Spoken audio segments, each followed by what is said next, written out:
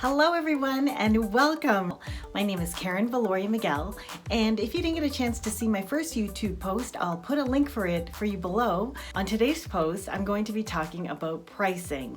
So many times people have approached me who are makers or knitters and crocheters, and they are also curious about how to start selling their products online or at craft shows. But one of the things that tends to stop them in their tracks is they don't know how much to charge for them.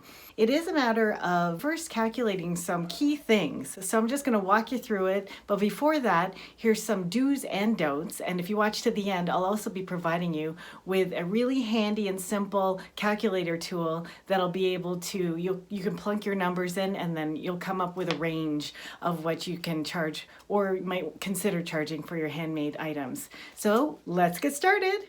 Now, as a hand maker, I totally understand why people get a little bit intimidated about pricing, because really as a maker you probably started as a hobbyist and you haven't been used to putting a price to it unless someone's given you an offer. If you've decided that you'd like to jump into the realm of business and selling it for a fair price, then it's always good to keep in mind your end game. What do I mean by that? It means that you don't want to end up losing money. You want to be sure that you make some sort of profit from it so that the entire process of going into business, into handmade, doesn't burn you out and it doesn't make you upset. In fact, it makes you joyful that you're able to make something, share it with the world, and also have some sort of income from it. So here's my first do. Do know how much your materials cost. So for example, if you are making purses, like handmade pouches with maybe a zipper on it, then know how much the material costs per item and know how much your zippers are costing per item. So for example, if you're buying your zippers in packs of 3, then know how much the cost is for each individual zipper. And if it costs you 1 meter to make your pouch, then know how much that meter is and include the tax too. Make sure that you include the tax so you're not eating the tax in your profit. The next do is document. Be sure that you document along the way, whether it be one notebook that you keep aside or one spreadsheet that you keep to keep track of how much each project ends up costing you to put together as a whole. That way, if you have to reference it or if you have to buy in bulk, then you have an idea of how much you're spending. And it's also an organized way of keeping track of your things, because eventually, once you establish maybe a line of items, then all of your pricing and all of your materials are in one place and categorized by product. It's very handy. My third tip is to make sure you do budget to pay yourself for your own labor. And why? Not just because, you're greedy. A lot of hand makers think that, oh, it's so greedy to charge yourself. You know what? You deserve it. Everybody is paid for their work if they were to work in the outside labor force. So you should really be factoring in how much it costs you to be making things. The second reason why you also want to include your labor is because ultimately, if your business gets much bigger and you have to hire somebody to make your stuff with you or for you, or even components for you, you need to already have set aside an amount for labor, because it's that amount of money that is going to be paying any staff that you need to hire to help you make things. So it's good that you've set it aside already. My fourth tip is take a look at your competition. Now, we all kind of do this on our own. We look around, we see how much people are charging for similar items. It's actually very easy to do on Etsy, and it's one of the drawbacks of Etsy, but it's also a pro of Etsy as a seller, because if your stuff is on Etsy, there's a lot of competition, but it's also very easy to see what other people are selling their items for that are similar to yours. So go ahead and take a look. Make sure you also take a look at what they're making their things out of. Is the quality of their material higher or lower than yours? Is yours bigger or smaller? So factor all those things into your pricing. And do you have like a unique thing about your item, or do they have a unique thing about their item that they're able to price a little bit higher? These are things that you also want to consider as well. My fifth do.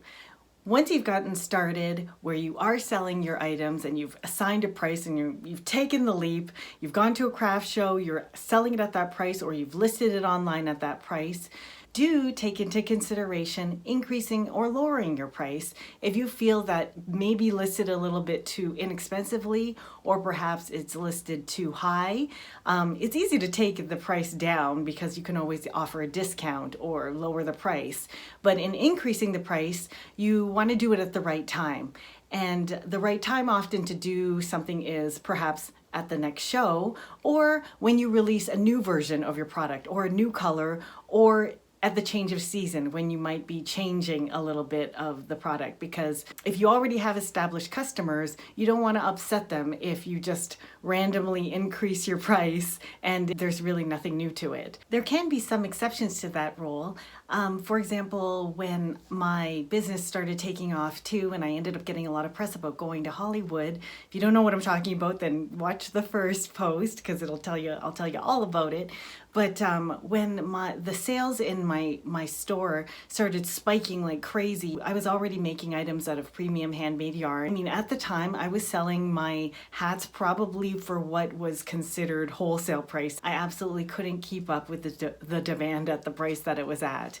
And by increasing the price, I also brought it up to like an industry price. The next do is take ownership and be proud of how much you are charging for your items, because there will be customers who will come to you and they don't see the value of what you are doing. Know what you've put into it, and you know that you've fairly priced based on the materials that are going into it. So if they don't feel that it's worth it, that's okay. And you can let those people go because your ideal customer will pay you what the value of your item is worth.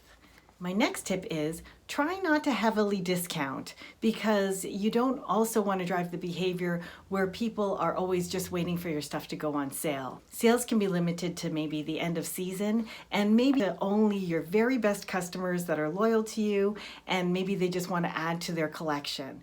And my final do is be kind to yourself. Don't beat yourself up if you have to make adjustments in your pricing or in anything in your business. If there's a lot of trial and error, nobody has it down pat. Everybody's trying to figure it out, even the huge companies. So be kind to yourself, because as an entrepreneur, you may have other people who are going through the same things, but this is your business. It's your process, it's your passion.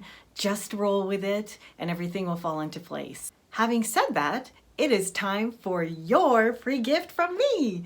I put together a little tool for you, and I'm going to give you the link, and all you have to do is click on the link. That link will bring you to a place where you can download the pricing tool and watch the video, because I'll walk you through how to fill in each of the squares so that at the end of the tool use, you can take a look at what the range is that you might be able to start pricing your product. And the beautiful thing about this is you can play around with the numbers as much as you want, add different factors, costs, whatever, and come up with a price that feels just right for you.